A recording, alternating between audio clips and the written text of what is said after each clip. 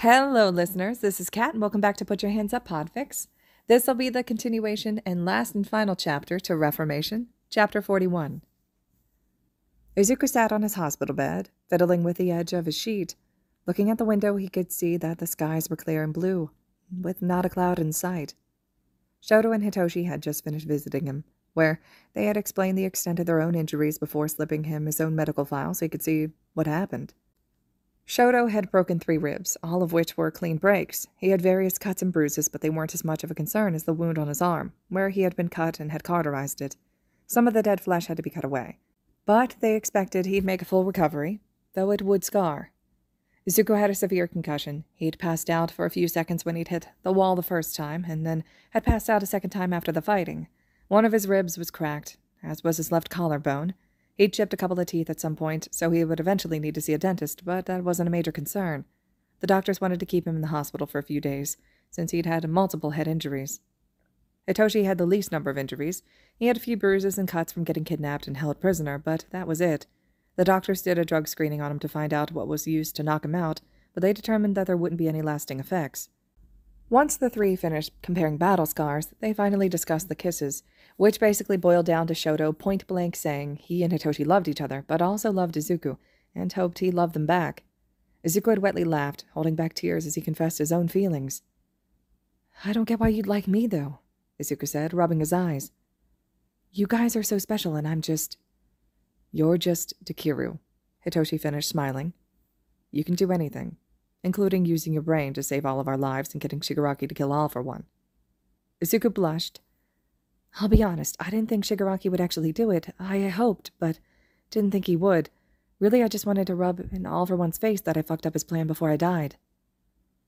"Well," Shoto said, taking Izuku's hand, "I'm glad you aren't dead." "Me too," Izuku said, surprised to find himself actually feeling that way for once in his life. Eventually, Izuku's new boyfriends had to leave, leaving Izuku alone with his thoughts. A tiny knock at the door caught his attention. Looking up, Izuku saw Nezu standing in the doorway, smiling gently at him. "Hello, Midoriya. Do you mind if I come in?" Izuku nodded. Nezu traipsed into the room and climbed up into the bed with Izuku, sitting at the edge of the bed facing Izuku. "How are you feeling?" "Better than I was, thank you." "Good. I have been very worried, I will admit." Izuku frowned. "I broke the rules, though." "Yes, you did, which I fully expected. Midoriya, you know my quirk, and by now I like to think I know you fairly well. I knew full well that you would find a way to leave campus to help in the search. That was why I didn't argue when Hawks was sent to keep an eye on you. I knew that when you did leave campus, he would be with you, which would increase your chances of survival to 30% instead of 17. I had hoped that I would locate the League before you did, so that perhaps I could send a rescue team before you made your escape, but alas, you had kept the SIM card and found them first. I am glad to see our lessons have paid off, even if you did use them to circumvent me. But in the end, even if I didn't already know all this, I would still be worried about you, even though you broke the rules, because I care about you." Izuku flinched slightly at that, though he tried to hide the motion. Nezu noticed it and zeroed in on it. "You don't believe me?" "It's not that. I know people care about me now. I have all of my friends, but I've been thinking a lot, and well... You have a concern?" Izuku sighed. "Mike gave me a hug. So did Hawks and Himiko. But Aizawa didn't.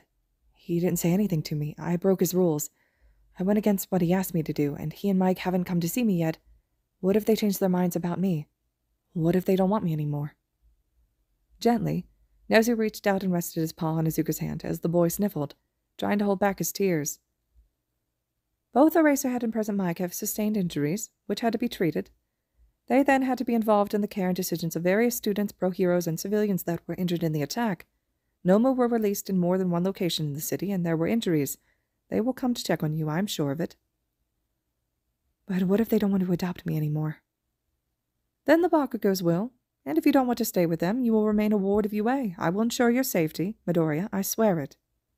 Tears dripped from Izuku's eyes. "Really?" "Of course. Now, I understand that petting something soft can help humans to calm themselves. If you need, you may pet my fur just this once," Nezu said, a twinkle in his eye as he smiled at Izuku. Izuku laughed slightly before nodding. The boy leaned back in the bed, Letting Nezu climb closer to sit beside him, Izuku raised a hand and gently ran it across the smooth fur of the mammal's head, stroking his fur. The two sat in silence together as Izuku continued to pet just behind Nezu's ear. Slowly, Izuku drifted back to sleep. Once Izuku was asleep, Nezu slipped out of the bed and started padding down the hall. Any hero or sidekick he passed along the way gave him a wide berth, some going as far as to scramble out of his way.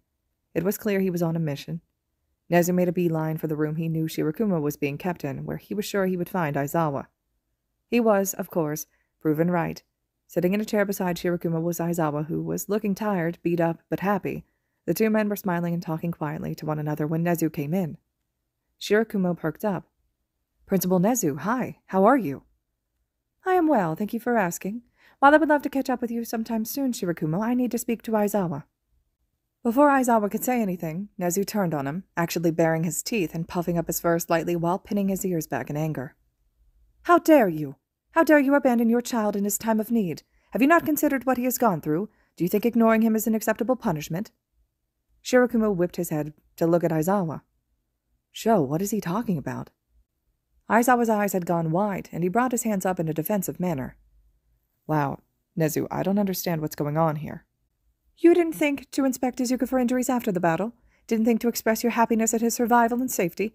You didn't think that perhaps you should visit him in the hospital to check on him? I thought you were better than this, Aizawa." "I did check on him. He was still unconscious. I sat with him for about 2 hours before my doctor found out I snuck out of my room and forced me to go back. The only reason I'm able to be in here is because I convinced them to let me move my bed into Shirokuma's room." "If you are injured, then why are you out of bed?" "Because he's stupid," Shirokuma said, shooting Aizawa a glare.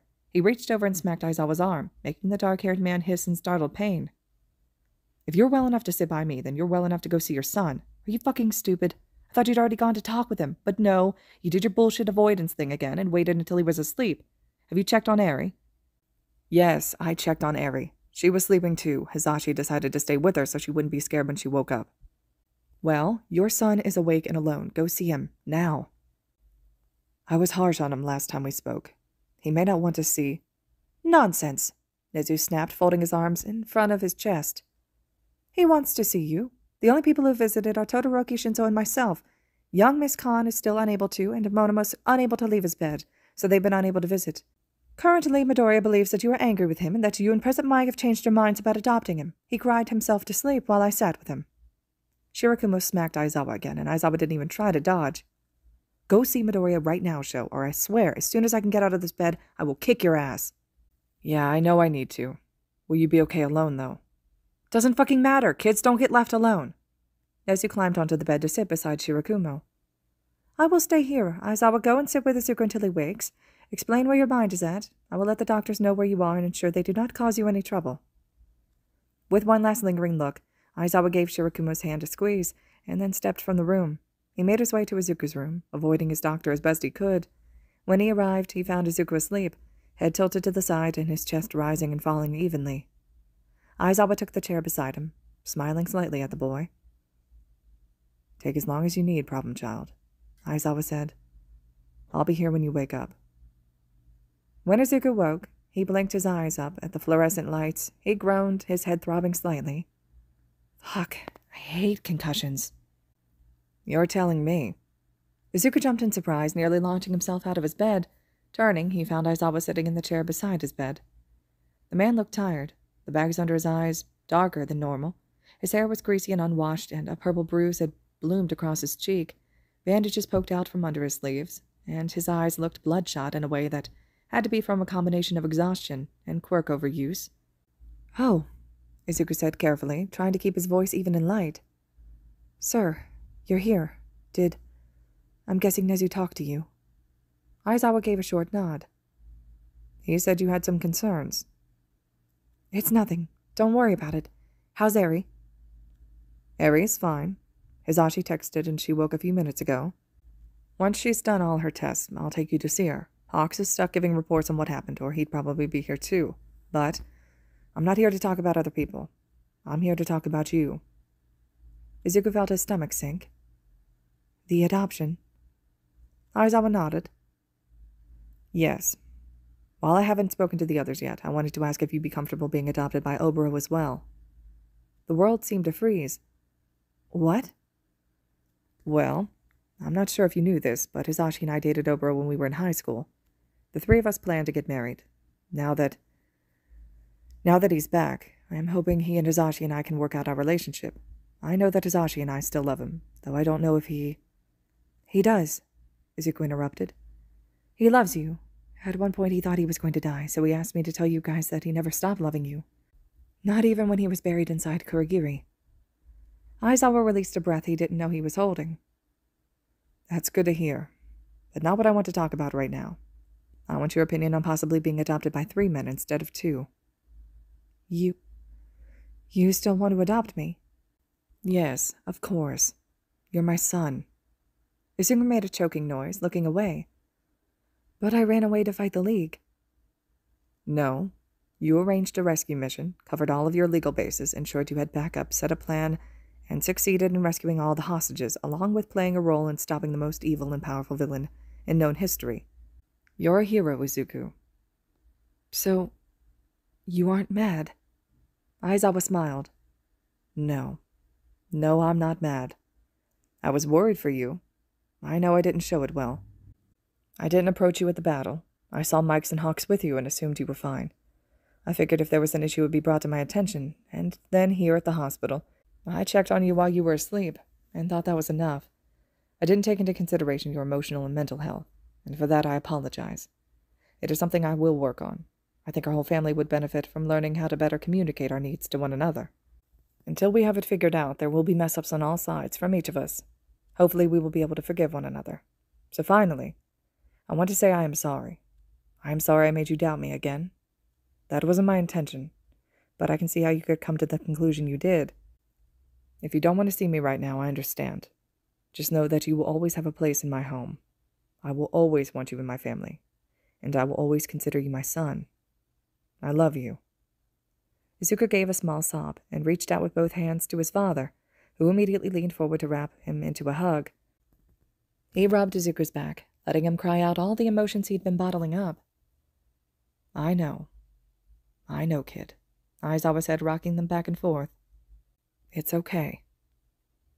I love you too, Dad, Izuku finally choked out.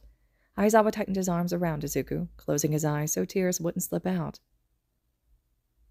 3 months later, Tenko Shimura sat at the visitation table and nervously picked at the skin around his nails. His hair was hanging in his eyes, hiding his face.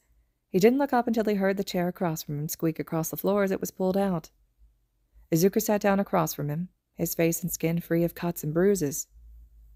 Hey, he said quietly, giving Shimura a smile. You're looking healthier. You too. Last time I saw you, you looked like shit, all covered in all for one dust. Izuku snorted.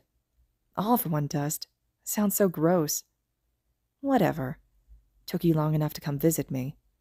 I only just managed to convince the facility to let me visit. They didn't want to let a minor in. Shimura nodded. Makes sense. An institute for the criminally insane really isn't a place for kids.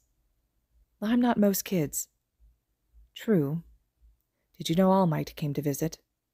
Really? Izuku asked, perking up slightly. How'd that go? Badly at first. Once I calmed down, it was okay.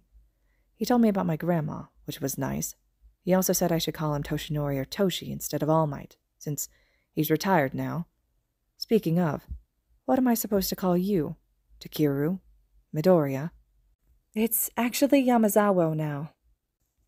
What? Izuku rubbed at the back of his neck, almost self-consciously. Eri came up with it. Remember how Kurogiri became that dude with the blue hair? That's Oboro Shirakumo. He and Present Mike and Eraserhead are married now. It got leaked to the news and was sort of a huge scandal. But after they married, they continued the adoption process and adopted Eri and I. She combined their 3 last names and said she wanted it for her last name. Yama from Pops, Za from Dad, and the O from Papa. I took the name with her. I felt sort of bad giving up my mom's name, but I know that she knows I love her and that she's still my family, you know. Makes sense. You did what felt right. How is Kurogiri, though? Or Shirakumo now, I guess. Papa's good, Izuku said, perking up. He's been going to therapy, getting things figured out. His quirk's a little messed up sometimes, but he doesn't really have much interest in using it, honestly. He's decided to be a stay-at-home dad so he can be there for Eri and I. He worries about you. Asked me to tell him how you were doing. He'd probably like to visit you one day, if you'd be okay with it. Shimura shrugged, but smiled ever so slightly. That's fine. The guy basically raised me, so might as well let him visit. Cool, I'll let him know. And how is it here? It's okay. Lots of therapy, lots of arts and crafts. I see twice sometimes. He's doing a lot better. Toshinori said he'd check in on Compass and Spinner for me, too. From what I've heard, they're doing okay, but it'll be good for All Might to get out and see people. He and Naida have been staying home a lot lately, Izuku said. Makes sense, I guess, since All Might lost his quirk and retired. How is Toshinori's successor? The one that goes to school with you?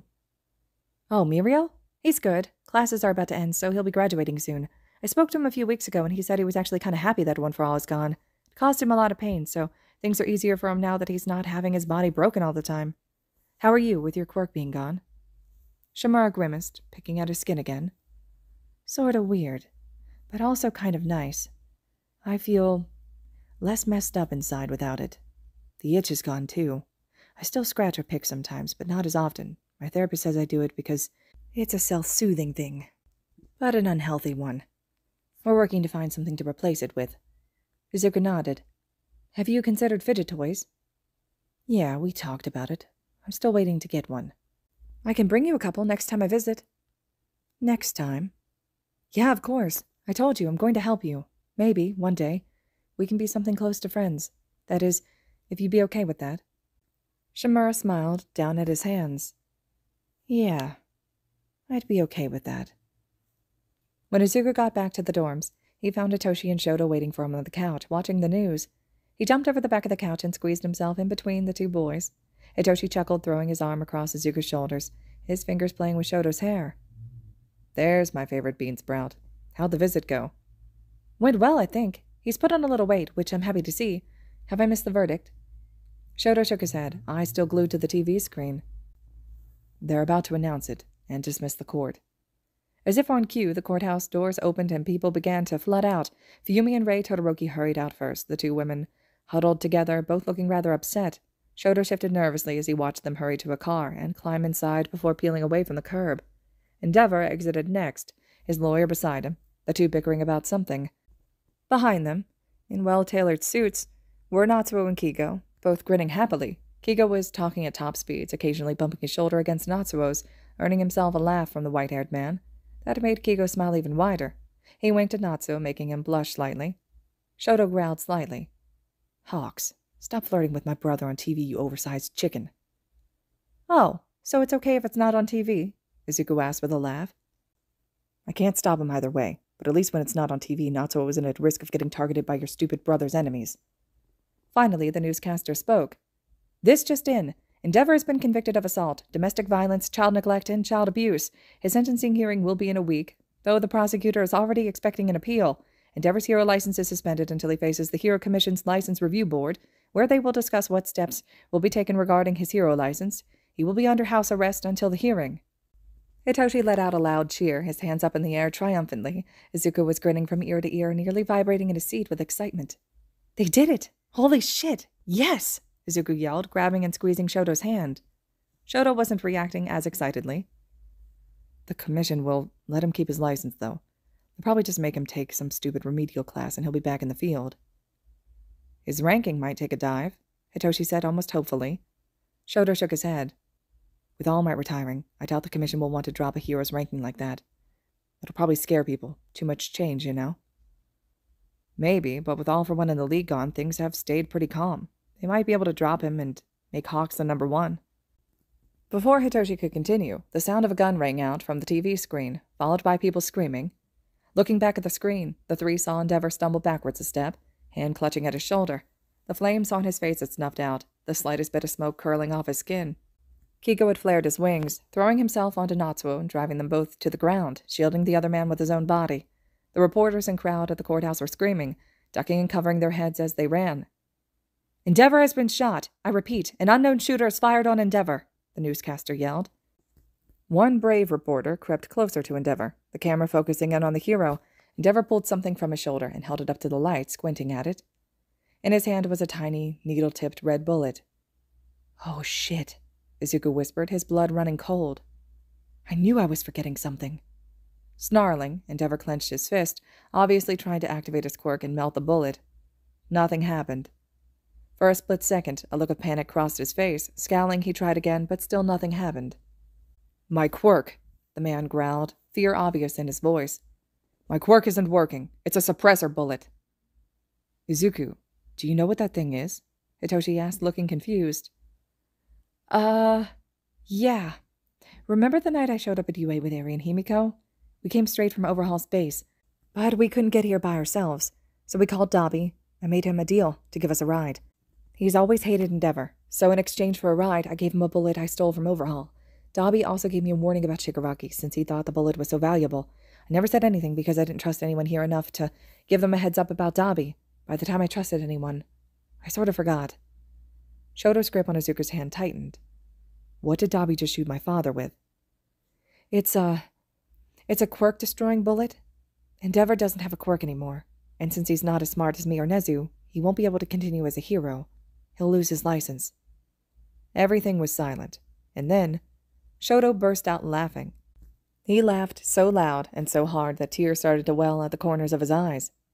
You mean, my dad, the king of quirk supremacy, just lost his quirk on national television? Yeah. Sorry? Shoto kept laughing, his head thrown back. This is the best day of my life. I'm going to need to write Dabi a thank you letter. Yeah, about Dabi. You had an older brother, didn't you?